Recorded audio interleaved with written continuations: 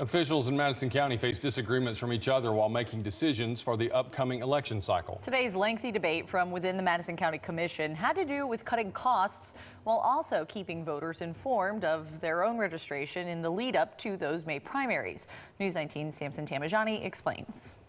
The hot topic for Madison County Commissioners in Wednesday's meeting, not who or what on this year's ballots, but making sure folks in the county can actually cast them. Part of Alabama's election laws include that in part, quote, the judge of probate shall publish from the state voter registration list a correct alphabetical list of qualified electors in some newspaper with general circulation in the county. Publishing the list with an edition of the Huntsville Times, one outlet being the minimum for the law, would cost $15,000, but is reimbursable from the state. However, reimbursement from publishing in additional papers, County Attorney Jeff Rich says, is not guaranteed for 2022. Commission Chairman Dale Strong found the expenses unnecessary for folks needing to simply check voting information. You go online and do it.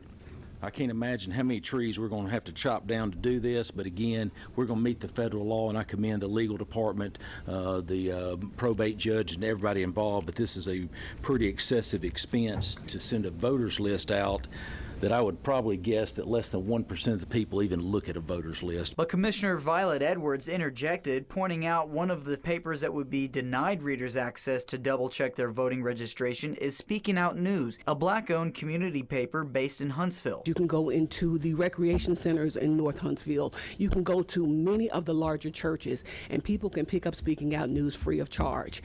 And yes, we have the internet here on this board. We have phones, but there are people who still pick up that newspaper, and they can still go on in that paper and make sure that their names are still on the list. Edwards adds this need stems from 2018 when there was a purge of voters, and that without added access, the county would contribute to voter disenfranchisement. So many people got to the polls to find out that their name wasn't on it, and it left a lot of people bewildered. They had just stood in line, and now they're just trying to figure out how they're going to vote, and it just left some frustration. The disagreement sparked a rare back-and-forth exchange with commission members lasting at least 15 minutes. However, no member seconded Edwards' motion to keep the list of publications expanded. This item is off of the agenda until the next meeting if there's not a second. As a result, Commissioner Edwards says the funding likely won't come. You know, it's just clear that we spend our money where we want to, and we just chose not to spend the $7,000 on this project. In Madison County, Samson Tamajani, News 19. The deadline for the voter lists in each county to be published is May 3rd.